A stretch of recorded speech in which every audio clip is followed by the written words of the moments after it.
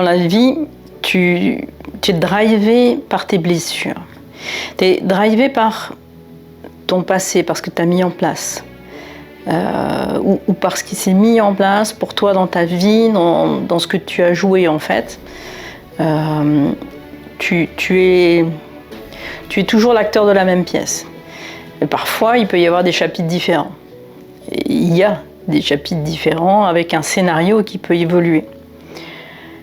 Et si tu prends l'idée que tu es l'auteur de ta propre vie, ce qui est important, c'est d'aller voir qu'est-ce qui s'est passé dans les premières scènes de ta vie, qu'est-ce que tu as joué. C'était quoi le personnage que tu as joué? Et ce personnage, qu'est-ce qu'il a mis en place? Comment il s'est construit? Qu'est-ce qu'il a eu comme événement à vivre? Et surtout, qu'est-ce qu'il a appris de ce qu'il a mis en place, de ce qui a été vécu. Alors quand il est tout petit, il n'a pas forcément mis quelque chose en place, mais il y a quelque chose en place qui a été mis dans la pièce, dans le scénario où il y avait bien quelque chose. Il y avait un décor, il y avait d'autres acteurs. Qu'est-ce qui s'est passé dans cette construction avec ces autres acteurs? Et parfois on ne le voit pas, ou parfois on n'a pas envie d'aller le voir, mais aller voir ce qui s'est passé avec les autres acteurs dans ce jeu commun, ça permet ensuite d'aller déjouer, d'aller déjouer les pièges, d'aller déjouer les situations.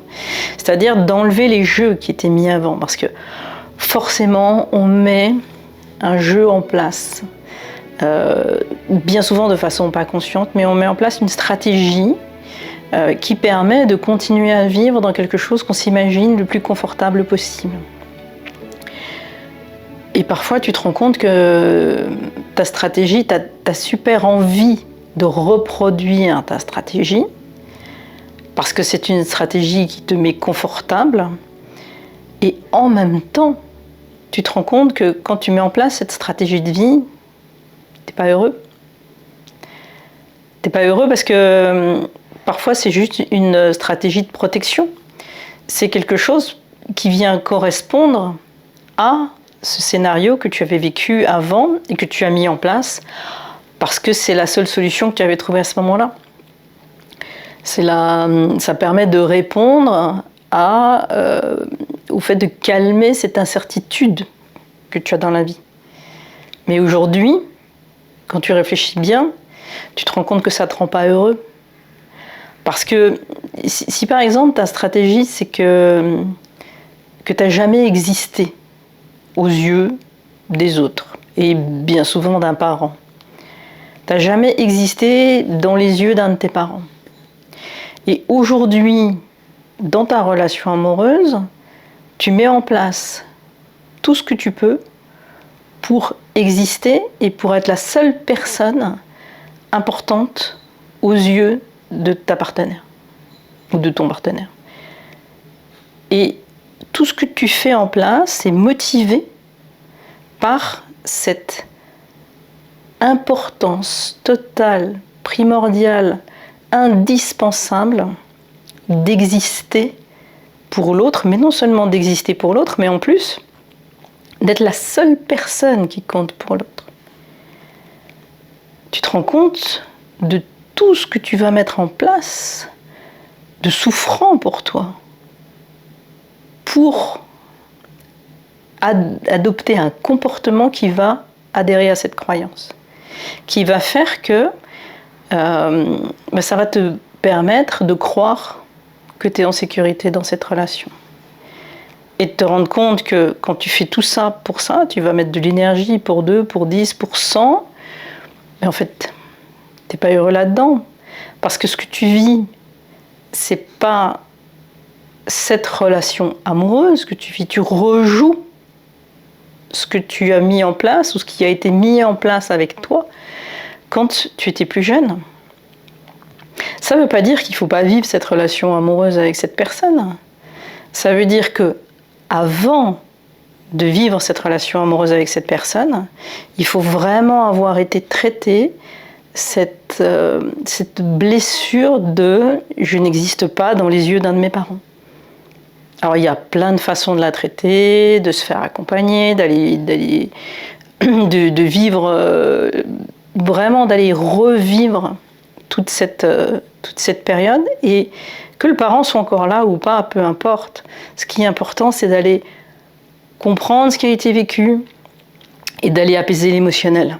Parce que ce qui nous drive dans notre vie aujourd'hui, c'est l'émotionnel. Même si on sait qu'on a un corps physique, même si on sait qu'on a un corps mental, c'est aujourd'hui, dans cette ère que l'on vit là, ce qui nous drive vraiment, c'est le corps émotionnel.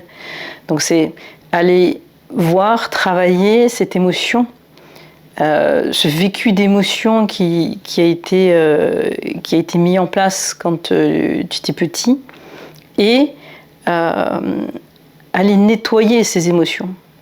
Parfois ça peut être en vivant de la colère, en vivant de la tristesse, peu importe, mais c'est aller nettoyer ce passé émotionnel, se libérer de cette chaîne, de cette entrave qui t'empêche aujourd'hui d'avoir un comportement juste et naturel, bon pour toi.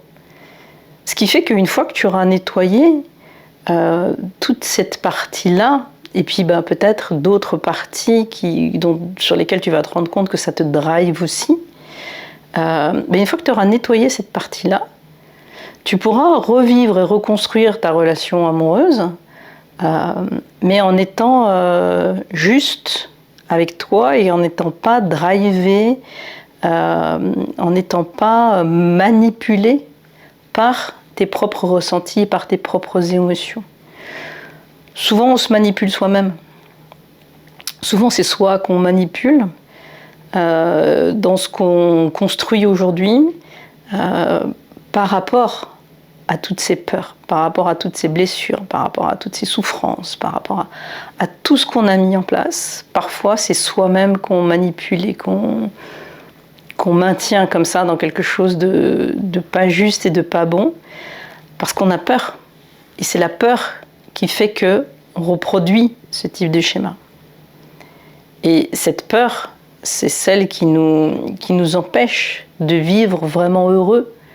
Si tu as peur aujourd'hui dans ce que tu vis, tu peux pas être heureux parce que tu vas être manipulé par cette peur. Parce que chaque fois que tu vas croire à quelque chose, tu vas dire « ouais mais non, mais j'ai trop peur » et tu vas pas le faire. Ou tu vas faire des choses parce que tu as peur. Et si tu fais des choses parce que tu as peur, tu te rends compte que c'est juste pas bon pour toi et que du coup tu peux pas avancer. Donc là, ce qui est vraiment important, c'est d'aller se rendre compte que on se manipule soi-même parce qu'on a peur, parce que on n'ose pas, parce que on est dans des comportements qu'on reproduit pour éviter la peur. Et si on reproduit des comportements pour éviter la peur, juste on vit des choses qui ne sont pas bonnes pour nous.